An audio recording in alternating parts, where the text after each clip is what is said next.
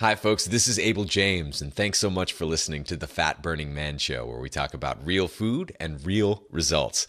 Today's episode of the show is with Mr. John Bailor, a good buddy of mine and author of The Calorie Myth, which in its first week has already become an international bestseller. Congratulations to you, Jonathan, and to those of you out there, if you haven't already checked out The Calorie Myth, I highly encourage you to pick it up. It's available wherever books are sold, and it covers why counting calories might not be the best thing you can do for your health or your body. In fact, it might be hurting you. So we also cover a lot of that on the show, so stay tuned for that. I'm also really excited to say that Jonathan and I are working on a collaborative project called Fat Loss Masterclass, which is basically an over-the-shoulder view of everything that we do to make sure that we stay lean, whether we're traveling the world or at home or working nonstop, as we tend to do. We share all of our little tips and tricks. It's not quite ready for you yet, but it will be soon at fatlossmasterclass.com. And you can go there right now to sign up to show that you're interested in it. That's, once again, fatlossmasterclass.com. Also, this show is a huge milestone. It's episode number 100, which is incredible to me because each show is about an hour. That's 100 hours of pure content. And I want to make sure that you have access to all of it. So the way that iTunes works with the whole feed and all of that is that you can only show a maximum of something like 40 items at the size show that I have, the length show. So I want to make sure that you have access to all of my shows and want to let you know that they will always be available 100% for free at fatburningman.com. So if you'd like past episodes with people like Tim Ferriss, Mark Sisson, Rob Wolf, Dr. Bill Davis, and loads more, you can always get them by searching at fatburningman.com or just going to the podcast section of fatburningman.com and finding them that way. So also, this is the first show of 2014. Happy New Year, everyone. It's going to be an absolutely incredible year. Lots of things to look forward to. I'm going to walk you through some of those things in just a second. But 2013, it's worth a quick recap. Not only has the Fat Burning Man Show, thanks to your reviews and you sharing the show with friends and family, has not only gone on to be #1 in health across the world as an audio podcast, but also debuted as the #1 web TV show video podcast on iTunes in health. So that is just totally shocking. We have over 800 5-star reviews. The show, last time I've checked, has been downloaded more than 3 million times. 3 million. That's incredible to me. To give you a little bit of background, I started this show to share my own journey of I was once getting fatter and sicker, basically following my doctor's advice, following the fat loss advice that was in magazines and on commercials and in diet books and the rest of it. And it was actually making me fatter and sicker. But as soon as I started doing the things that my doctor said would stop my heart and kill me, like eating real foods and not being afraid of saturated fat, eating the way that our ancestors have eaten for a very, very long time, borrowing a few tricks from bodybuilding and fitness modeling and that sort of thing, I cobbled together basically way of eating and living that allowed me to lose weight extraordinarily quickly, as well as be really, really happy in the process and eat delicious food. And so as soon as I figured out how to do that myself, I'm like, everyone else deserves to know this, like being happy and healthy is possible and everyone deserves to know the truth. So that's why I started the show, and I'm so happy that it's getting out to you guys. So I really appreciate your support. If there's anyone you can think of who would appreciate this show, friends or family, please send them over to fatburningman.com or to the show Fat Burning Man on iTunes. Really appreciate it. Now, coming up in 2014, I'll be appearing in several documentaries about health, biohacking, food, productivity, and much more. Looks like I might be writing another book. That's a super secret project, but stay tuned for details. I'll be teaching a class for Entheos Academy, great people over there, about how you can improve your productivity. I'll be filming loads of cooking videos in the kitchen upstairs at our new place for fat burning chefs. So you may have noticed if you're watching on video, this is a new backdrop. I'm in the corner of a room. We're here for the next 6 months. And one of the biggest reasons we're here is because it has an excellent kitchen upstairs where we can invite a lot of our friends, George, Bill and Haley, and a lot of other folks to cook with us and share those videos with you. So we're going to be doing a lot of that in 2014. Upgrading the quality of the show is high on our priority list. More apps, as well as collaborations with Dr. Terry Walls, Dave Asprey, Jonathan Bailor, George Bryant, Pedram Shojai, Dr. Sarah Godfrey, David King, Jamie Tardy, and much, much more. And before we completely wrap up 2013, I have a quick question for you. I'd love to know, who was your favorite guest of 2013? Shoot me a line at abel@fatburningman.com. If there's anyone who you totally loved or totally didn't dig, let me know. I'd love to hear from you because I want to make sure that this is the highest value show that it possibly can be for you. So as always, you can shoot me a line at abel@fatburningman.com. I've said it before, I'll say it again. I can't promise to respond to every single email because I do get quite a few, but I do promise to read every single one. So thank you so much for reaching out. All right, so on to the show with Mr. Jonathan Bailor. We talk about the secret to finding high-quality, fat-burning foods at any restaurant, how to keep your sanity and your health while flying around the world, and Jonathan rants about one thing he could never say on national television. All right, let's go hang out with Jonathan. All right, folks, my buddy Jonathan Bailor is back again, and I'm really excited to help him introduce his newest book that's already making huge waves in the health community. The Calorie Myth is the book that will finally put an end to all of this calorie counting nonsense. How's it going, Jonathan? What's up, Abel? It is a pleasure to be back on your show, and I see in the background your lovely living room, which I had the pleasure of being in recently. So I'm getting all sentimental. I miss you, man. I miss you too, buddy. But I have a sneaky sensation that we'll be seeing each other again pretty dang soon. Well, you're gonna have to come up to Seattle this time. Yeah, okay, it's a deal. Come to my Alice in Wonderland room here, which apparently is causing optical illusions on the camera. So before the show, I was commenting on the backdrop of Jonathan's video right now, and he's standing up. Now he has a stand-up desk, which is round of applause there, Jonathan. That's awesome. But behind him, like, the proportions are all Alice in Wonderland looking like. And he's just like, oh, whatever, it looks fine. And then he starts drinking out of a vase. I kid you not.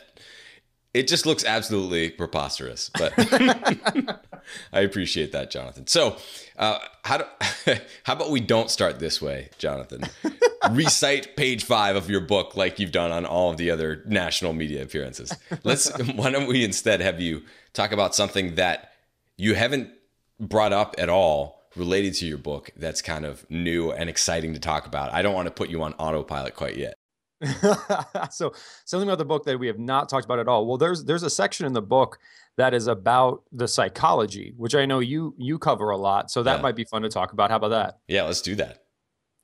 One of the things that I most respect, I'm obviously not a vegan or a vegetarian, but I think that community is a very interesting one to look at because vegans and vegetarians personify a mental characteristic, which is really cool to think about, right? Like vegans don't have cheat days. Mm-hmm. It's not like, so vegetarian, like, what do you think about cheat days? Do you eat meat on Sundays? Like, I mean, they don't think like that. Or are you on a vegetarian diet? This is just how they eat.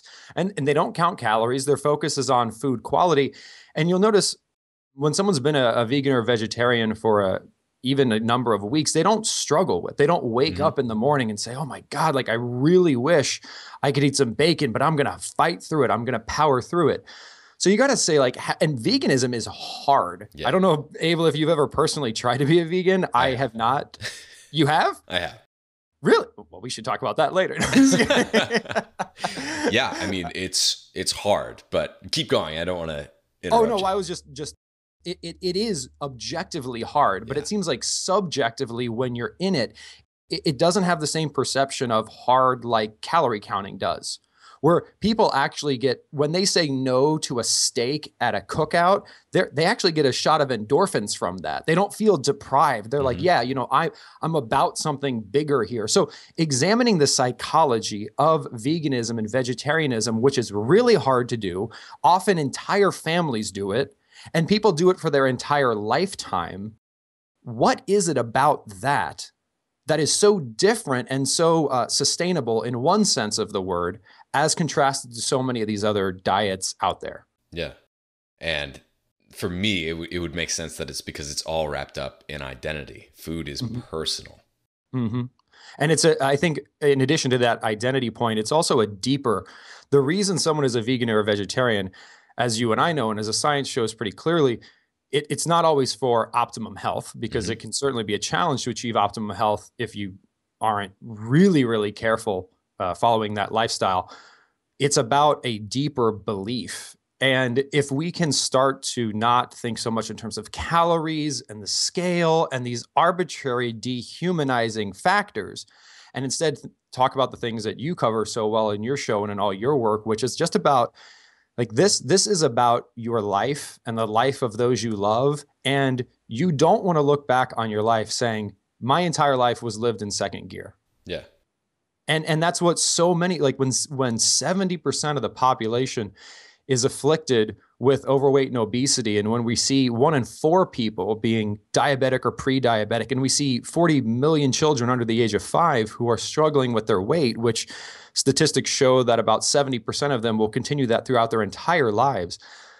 That's just not living life to the fullest. And I can't think of anything more inspiring. Forget about these like scales and arbitrary nonsense of just being the best version of yourself and doing that which you were put here to do to the best of your ability and nourishing that. And sometimes Dave Asprey makes a really good point. He says, think about yourself like an athlete. Like, what do you think about supplementation? Well, if you're an athlete, you're in the business of optimum performance. Yeah. All of us are in the business of optimum performance, even if that means being the best lawyer, the best doctor, the best mother, the best father, the best brother, the best sister. It's just amazing when you feel this way. And you'll never get to that point if you're thinking in terms of calories and scales. It's got to be for something deeper, as evidenced by not just vegans and vegetarians, but think about kosher or halal or any dietary restriction, which has really, and I hate to use the word restriction, let's say conscious eating lifestyle that has withstood the test of time. It's always for a deeper reason. It's always for a more noble reason. Yeah. So that's something we talk about in the book. What about you personally, Jonathan? What is that belief that you referenced earlier for you? There's a word in Greek, in the Greek language, which has no literal translation in English. It's, depending on who you ask, pronounced arete or arete. And it just, the rough translation is excellence for excellence sake. We live in a very materialistic and externally focused culture. We're often like, why do you do something? Like, why do you want to be a good person? Well, some people are like, well, you want to be a good person so you don't go to hell. Like there's a consequence. Yeah. For example, in Greek philosophy, they would say you should be good because that's the right thing to do. Like, it's just, you should be good. Why should you not lie? Because lying is bad. Like what, like, why do we need another motivation? So for me, my mother is a brilliant woman. And she always used to say to me, Jonathan, there's so much good in the world. Like there's so much good in the world. Don't waste your time or your energy or the space in your stomach, for this context, on anything less than that which is so good. Like, why would you? There's so much good to enjoy. So that's just been ingrained in me since I was a little child. And I think food is such a great manifestation of that, because it is literally how we embody the external world. And when it's a very intimate thing, you're literally taking the outside world and putting it inside you, and doing that with anything less than the highest quality. That just seems like arete. That just seems like something you should do for the sake of doing it because it's the right thing. Yeah. Now, in terms of calories themselves, it seems like what you're saying is that because of all of that other stuff, it's just too reductive. It doesn't translate one to one. There's something that's lost in translation. There's almost everything is lost in translation, Abel, right? It's a bit like trying to evaluate the quality of a relationship by like how many dates you go on. Like that you could go on a bunch of terrible dates. It's life is really about quality. And that's going back to the ancient Greeks, right? There's even 2 concepts of time.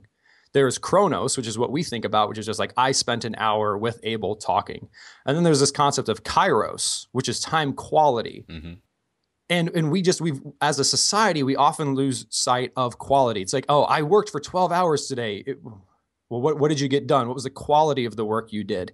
Calories it misses the point. It misses everything about food. It misses the emotional aspects. It misses the hormonal aspects. It misses the neurobiological aspects.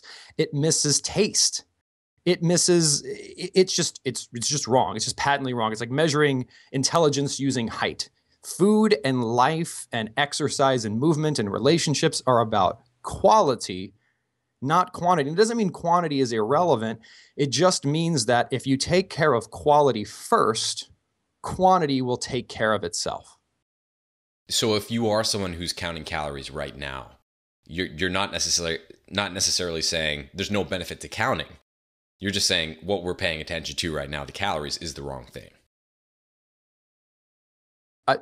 Well, it's hard to say there is a benefit to counting calories because I think we have a limited amount of space. Actually, this has been now proven scientifically that, for example, willpower is a fixed resource.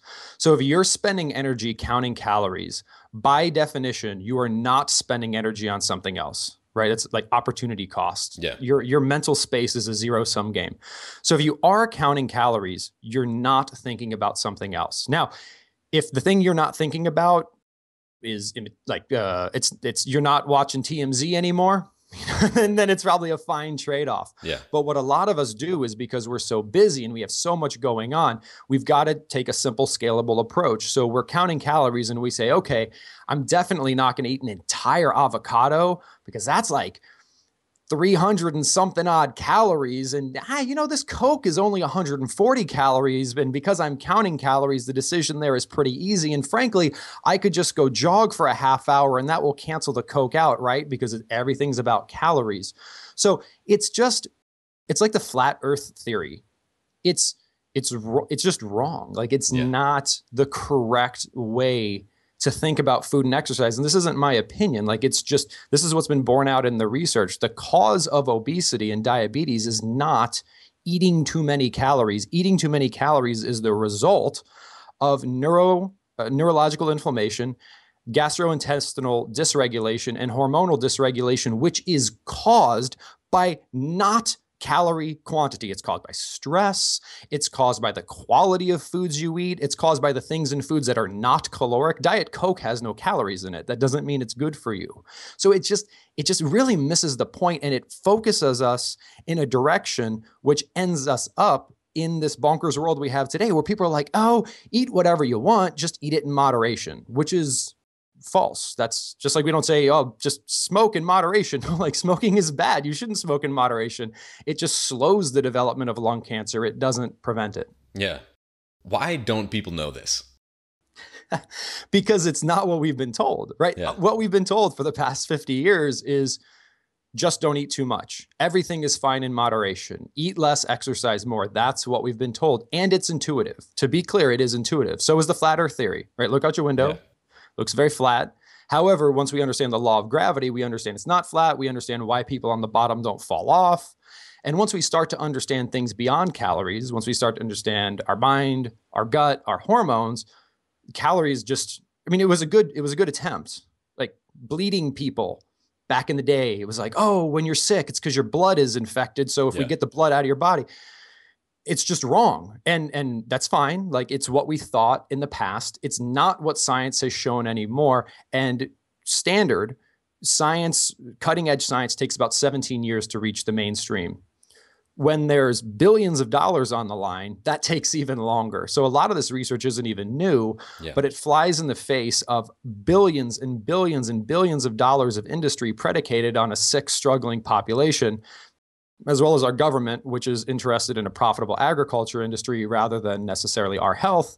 So it really compounds the problem and prevents it from getting to the surface. Yeah, absolutely. Now, this was strikingly evident when you came to my house a few weeks ago to film Fat Loss Masterclass. But obviously, you're doing book tours, you're flying around, you are incredibly busy right now. How in the world do you keep your sanity in terms of sleep and stress? So you mean lowercase sanity or sanity as I use it? It was a double entendre, but how about a bit of both? A bit of both. For me, it's always a function of priority. And it's also not thinking that you can do everything. Yeah. I am a big, and I actually don't think we can have everything in life. I think something has to give, and I think we all have to make sacrifices and choices. For example, during this holiday season, I I'm not able to spend as much time with my family as I would like to, simply because we've got the Calorie Myth launch coming up. Yeah. But my family understands that. They understand. Everyone in my family, like especially my father, has always been.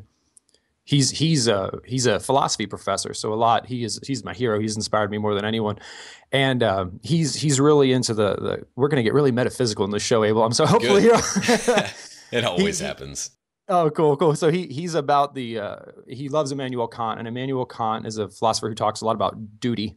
Yeah. And what's your duty? And my father, ironically, this is my father, studied to be a Catholic priest. He was actually in the, whatever you call it, place you go to become a Catholic priest. Yeah. Obviously, he didn't decide to stick with that route, as evidenced by my existence. But I always said, like, Dad, why did you study to become a priest? That just, like, with respect, that just doesn't seem like a very fun lifestyle. And he just said, Jonathan, I don't know, I felt called to do it. Yeah. So like you, Abel, I know your background is a bit like mine, spent some time in the corporate sector, and you just felt this calling that you were called to do something else and called to save lives.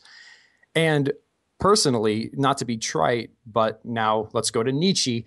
Nietzsche says he or she who has a big enough why can deal with any how. And I feel like, getting back to the vegetarian veganism point, talking to this point, it's about having a big enough why inside you that even if it hurts a little bit, you can power through that, and you actually get energy from it. And you do it in bursts. You don't do it all the time. You're not constantly launching, and you get enthused and you stay motivated for that noble purpose. And when you do that, things fall into place.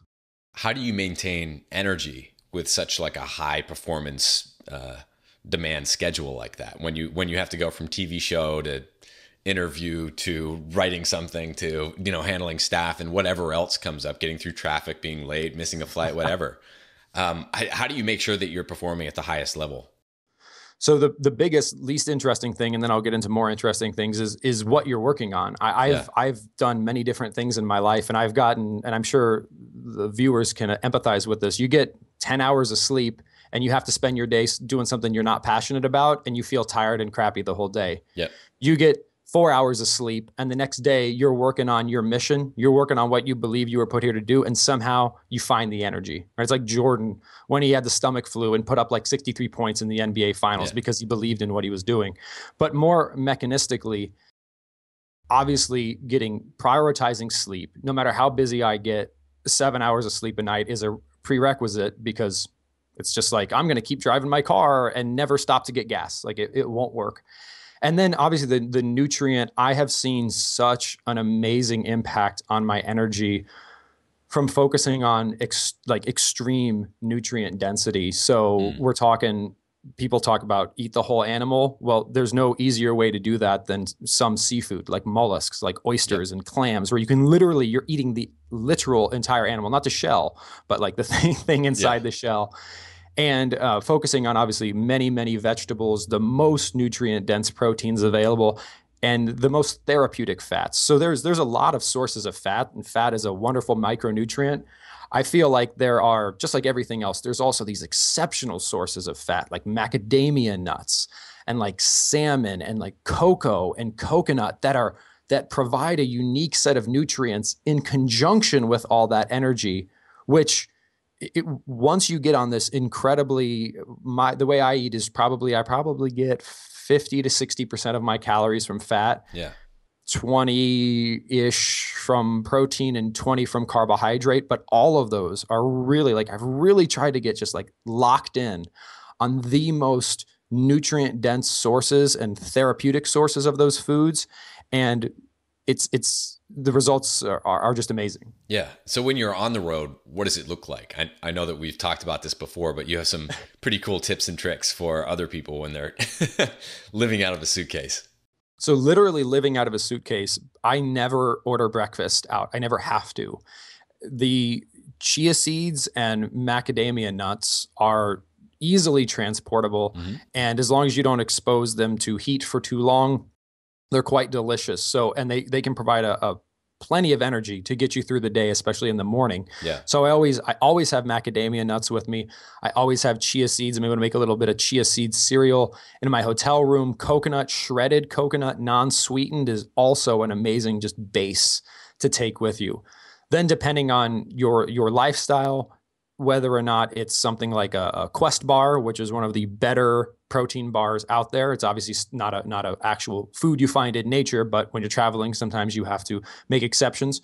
And also things like canned meats. So whether they're a sardine or a canned tuna or a canned salmon, I'm a big fan of seafood. Those literally can just be in your suitcase, require no microwaving, require no preparation. I know it sounds a little bit weird, but frankly, in today's culture, it sounds a little bit weird to not be struggling with your weight or your health, because, you know, that's normal now, and that's sad. Yeah.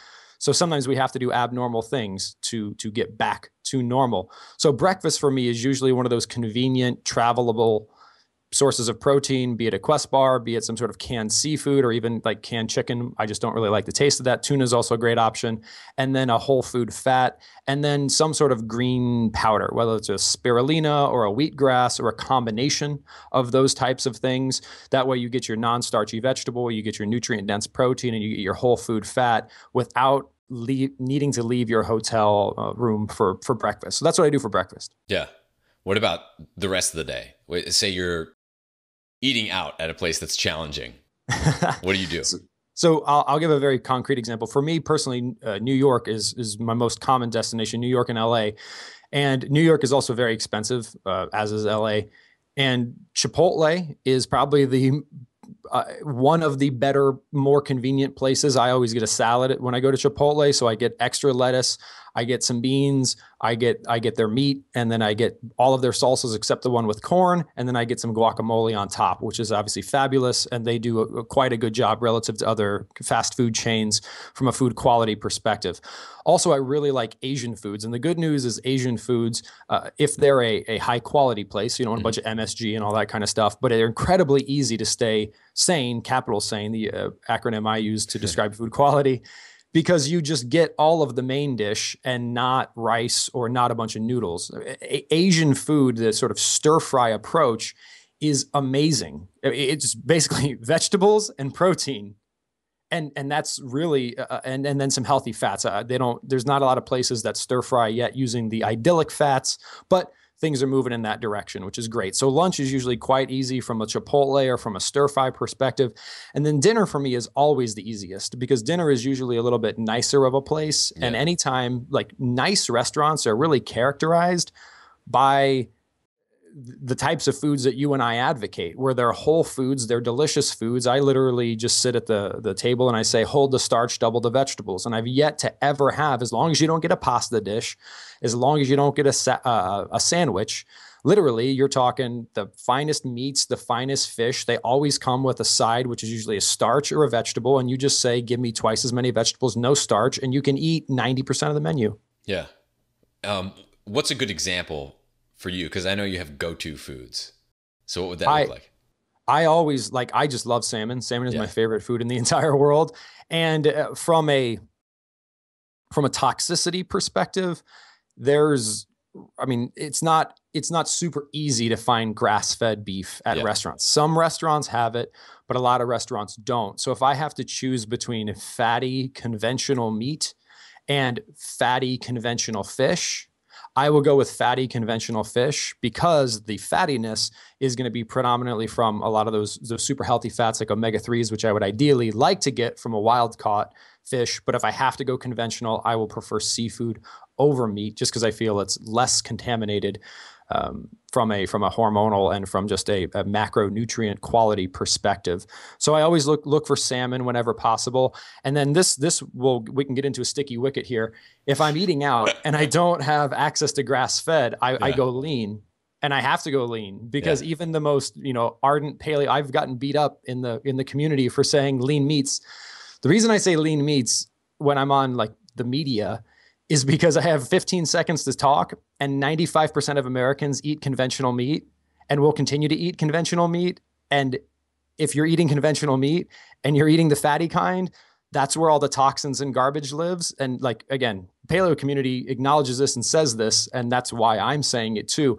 When you're in a non-controlled context, you're often going to be subjected to conventional meats. When you are subjected to conventional meats, it seems pretty unequivocally clear that, keep some macadamia nuts in your pocket, order the lean meat, and then eat your macadamia nuts. Yeah. That's so interesting, and this is a wonderful topic, Jonathan, because it's not one that most people talk about. But when you only have 15 seconds for a soundbite, your message has to change somewhat, and there are so many different ways to read into that, and not necessarily change in the sense that you're contradicting yourself. But I remember the first time I met Rob Wolf, we talked for a little bit, and then I was just like, "So what's the deal with lean meats?" And he's just like, "Oh yeah, I know." And we had a very similar conversation. It's like when you have that soundbite, when you're actually trying to enact change in people, you have to kind of meet them where they are and then lead them down the path of engagement that ultimately goes to the same diet that you advocate that can be super convoluted and all the rest of it. But my parents actually, a couple of weeks ago, forwarded me something from Weston A. Price, which, you and I agree with the vast majority of what they're saying. And they had, I believe it was Sally Fallon, had reviewed Rob Wolf's book and gave it a big thumbs down, which is just so disappointing. Yeah. Because the message is, 95% the same. There are exceptions with grains and the rest of it, but most of it, the biggest bone she had to pick was that he was talking about lean meats. Mm-hmm. So I think that's a really important clarification. Are there other examples of things that are kind of like that, a word or a concept that's simplified when you have to speak to the mass media? Yes. So fruit is another sticky wicket. So fruit. I love that you're saying that right now. So fruit and also some starches. So potatoes and rice are a great example. So let's talk about each of those. So fruit is found directly in nature, and civilizations have eaten fruit for generations, thousands, and not gotten diabetes or become overweight. Sure. So in my work, I always say low fructose fruits. So I say berries and citrus as a talking point, because those are the fruits that are highest in vitamins and minerals and lowest in sugar, specifically fructose. And people are like, oh, so are you saying grapes are bad for you? And then you also have to take a step back. So now we'll transition into grapes as well as potatoes and rice. I was actually on a call just recently with New York Magazine, and they brought up this exact point. They said, okay, you're saying eating foods found in nature. Well, grapes and bananas and apples and potatoes and rice are found directly in nature. So what about those? And the woman specifically who was interviewing me is from an Indian heritage. And she says, my family in India has eaten starch for generations and they don't struggle with obesity. So what's your point? And I said, well, we're comparing two different things here. First and foremost, if you take a healthy person, so someone who does not have a metabolic dysregulation, does not have neurological inflammation, and you feed them a diet of potatoes and taro root and bananas, and that's all they eat. Like, they don't eat processed foods. They don't eat anything else. They're otherwise healthy. They're otherwise active. Let's call that person A. And I think we can all agree that that is a unique type of person, especially in today's world. Person B is someone who has yo-yo dieted 7-8 times in their life, is metabolically dysregulated, is insulin resistant, has a bunch of neurological inflammation going on. Their gut bacteria is all out of whack. Their hormones are all out of whack. They're stressed. They're not sleeping. Let's call that person B. Now, doesn't it make sense that the recommendation we would give person B might be slightly different than the recommendation we would give person A? I think that's fair. So the recommendations that you hear, probably, Abel, I think you're the same. Maybe, correct me if I'm wrong. And coming from me is like, we're trying to help the 99% that like don't get it yet. And like you said, Abel, you got to go where these people are. So if you just say eat fat, they're gonna be like, oh, I love bologna and thank God I can eat it now, because I thought it was bad for me because it has fat in it. But now Jonathan said fat's good for me, so I'm going to eat all the bologna I want. And he also said, fruit's great, so I'm going to eat bologna and grapes. That's going to eat every single day is bologna and grapes. And if they do that, they ain't going to be in a good place. So there's a lot of nuance around starch in terms of where you're at. And actually, studies show this pretty consistently. If you are already insulin resistant, your outcomes on a lower carbohydrate, whole food diet are dramatically better than someone who is trying to lose weight but isn't that sort of metabolic dysregulated. Yeah. So you got to look at the individual. You got to look at your starting point. And like, yes, a culture that has never been exposed to the stress and toxins that we are, like the Katavans who eat 90% starch.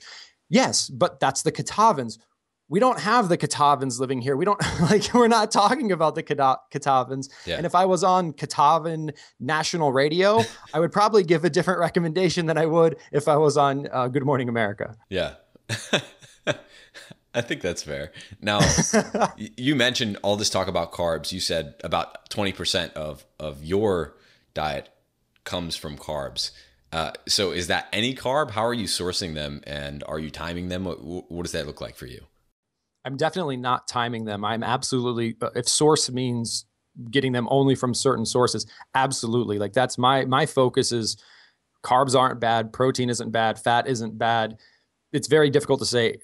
I mean, sugar is bad. Well, actually, it's not. It depends on what you're doing. But we can talk about that later. Yeah. It's the source. So all of my carbohydrate comes from non-starchy vegetables. These are vegetables you could eat raw. You don't have to eat them raw, but you could eat them raw. So a potato is not a non-starchy vegetable. You can't eat it raw. Corn is not a non-starchy vegetable. You can't eat it raw. So non-starchy vegetables you often find in salads. And I eat a lot of those, a lot. Like you do. I can personally attest to that. I have seen the amount of veggies that he eats. And I don't worry about like shiitake mushrooms are the carbiest mushroom. I would never be like, oh man, don't eat too many shiitake mushrooms because you're going to eat too many carbs, or even Brussels sprouts. I was looking at Brussels sprouts the other day, and you get this package of Brussels sprouts. I love Brussels sprouts. And I look at this package and I ate half of it. And I was full. And I was like, oh my God, this package has 10 servings in it. I just ate 5. I was like, oh, wow. I just got like 40 grams of carbs. I just ate 40 grams of carbs, which if you're on a ketogenic diet, you'd be like, oh, well, I'm pretty much set for the day. So I do not count carbs. I don't count anything. And I eat vegetables in abundance. I also eat nuts, and I also eat some dairy, which is going to contain carbs as well. I eat very little fruit. I eat fruit after and before workouts sometimes. But I don't restrict my carbs. I restrict the sources of foods I eat. And when you restrict the sources of foods you eat, you end up not eating as many carbs on accident, because starches and sweets are like, they're like the butter of carbohydrate. They're pure carbs. And if you don't eat, just like you don't sit down and eat a stick of butter unless you're Dave Asprey, then unless you're going to end up not getting the vast majority of your calories from carbohydrate, not because you're afraid of carbs, not because carbs are poison, but simply because you're not eating the densest sources of them.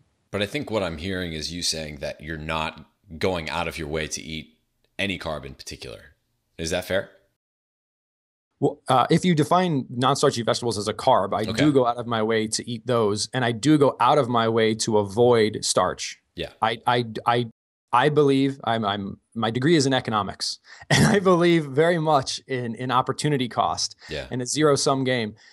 And people want to like talk about sweet potatoes. Again, neither good nor bad. But what is true is if you eat a sweet potato, you're not eating something else. Right. So if the something else you would have eaten is a tube of Go-Gurt, then the sweet potato is good for you. Yeah. If something else you were going to eat would have been Swiss chard, I would say that's not an optimal trade-off. So for me, I like to get my calories from fat predominantly. So that's why I'm not going to get them from starch, because then I wouldn't be eating as much of the healthy fats. Okay. So you don't really have to count anything, but you do have to keep track of a couple of things. And that's, when you're eating food, make sure it's not too heavy on the carbs, and make sure basically that you're filling yourself up with lots of non-starchy veggies. Yeah. And when you say make sure they're not too heavy in the carbs, I don't need, for a lot of people, they don't actually need to cognate that. Like a vegetarian isn't like, oh, does this have meat in it or not? I mean, it's pretty clear what is and isn't meat. If you eat non-starchy vegetables, nutrient dense proteins, whole food fats, low fructose fruits, and maybe some legumes and some dairy occasionally, I mean, that's just how you eat, right? I don't call it a diet, call it a lifestyle, call it the way every single person who ever lived for the vast majority of human history ate, which seems pretty normal and reasonable to me.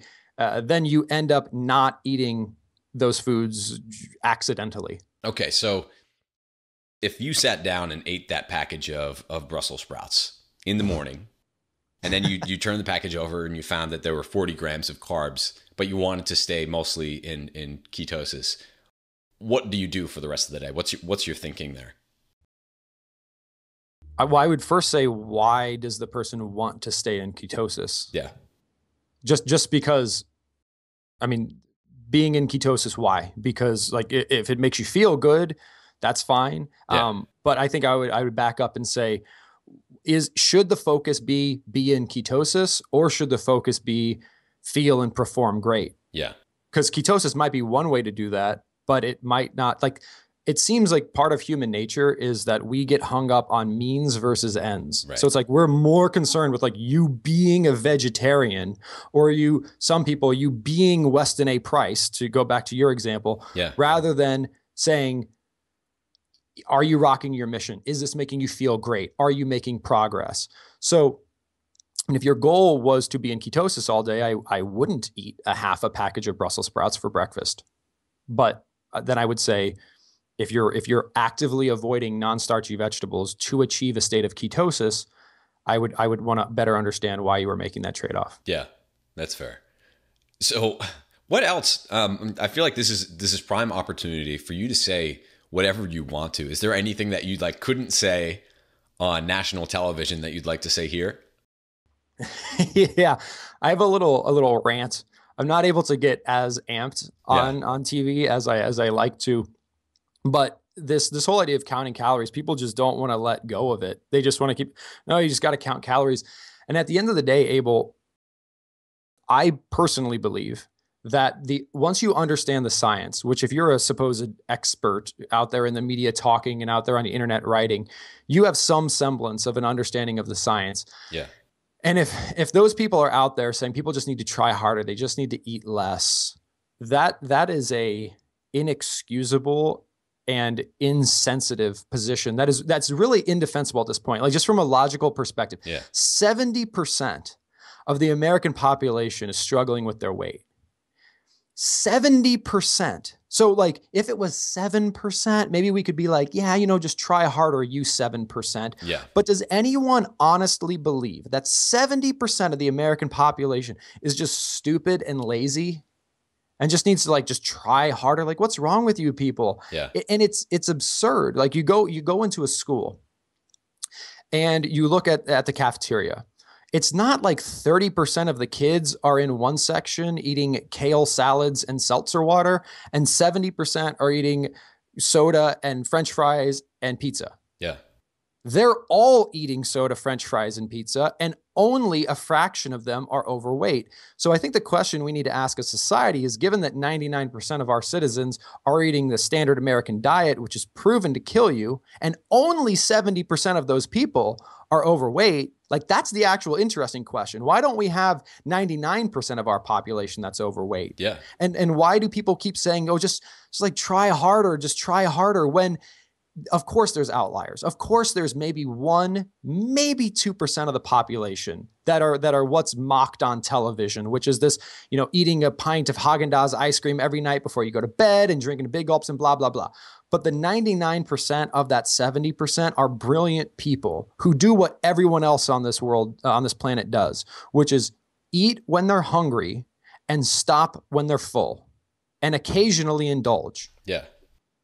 Why is it that those individuals, when they do the same thing everyone else is doing, get this metabolic disease, whereas other people don't?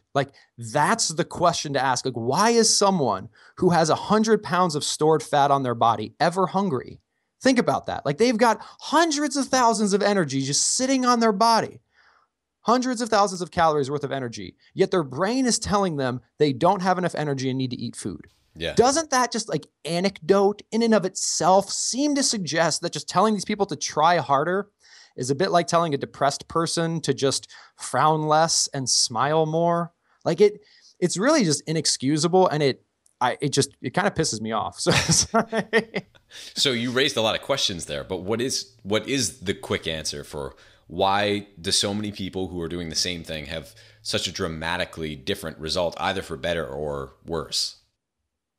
A lot of it can't necessarily be explained yet. We don't know why only some people who smoke get lung cancer, but we do know that if you smoke, there's a dramatically higher chance that you're going to get lung cancer. Yeah.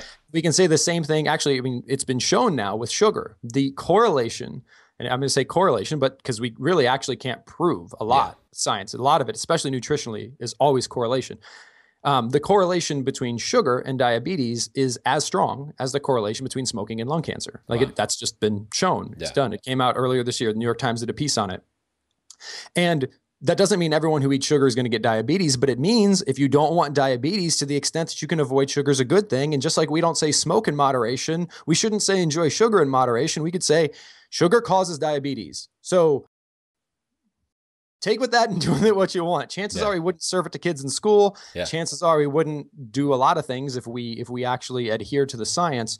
So, but metabolically, and this is why I've gone on record, as have many reputable medical institutions, saying that obesity is a disease, because it is, because individuals who are obese chronically have three things that are characteristically different about them. And this is consistent across most mammalian species. This isn't just in people. Yeah. And that is from someone who isn't struggling from that affliction. And you notice their brain works differently. Like they have an inflamed hypothalamus. If you do a brain scan, if you examine their brain, it is literally different than an individual who is not struggling with obesity. If you look at the composition of their gut bacteria, it is characteristically and consistently different from someone who isn't struggling with their weight. And if you look at their hormonal profiles, it's significantly different from someone who's struggling with their weight. So why is it that eating toxic edible products causes neurological, gastroenterological, and endocrinological dysregulation in some people and not others? For the same reason that smoking causes lung cancer in some people and not others, we don't know. But what we do know is what causes those conditions in a lot of people and what you can do to avoid them. And that's what you and I talk about all the time. I love this. A ranting Jonathan Bailor. Well, thank you so much for coming on, Jonathan. We're just about out of time. But before we go, why don't you tell folks where they can find you and what you're working on? Absolutely. Well, the best place to find me, in addition to, me and Abel are doing some cool things, which you'll hear about here shortly, is hop over to caloriemythbook.com. You can grab a copy of my book, The Calorie Myth, which is about 15 years of my life written down. And I think you'll really like it. And yeah, really just caloriemythbook.com. Please grab a copy of the book. It's like the ebook is less than $13 on Amazon. The hardback is less than $20 on Amazon. And I will personally guarantee that you will get over $20 worth of value from the book. You absolutely will. I think it's a lot more than that, Jonathan. Actually, Jonathan's book is absolutely fantastic for those of you who want a quick primer on how the science behind all of this works. I definitely recommend that you check out The Calorie Myth. The research is there. Anyone who debates that is completely full of it. And so if people are basically questioning your science, if you're trying to explain it to them or defend your own dietary choices, the Calorie Myth can be a great weapon against that, because you can say, look at reference number 87 or whatever, and that's where you see the correlation. And it's a beautiful thing, Jonathan. You've done great work, and I salute you. Well, thank you so much, Abel. It's absolutely a pleasure, brother. And keep doing all the great stuff you're doing, man. It's awesome to watch you just take over iTunes. Thanks so much, Jonathan. We'll Thanks, talk brother. soon. Have a good one.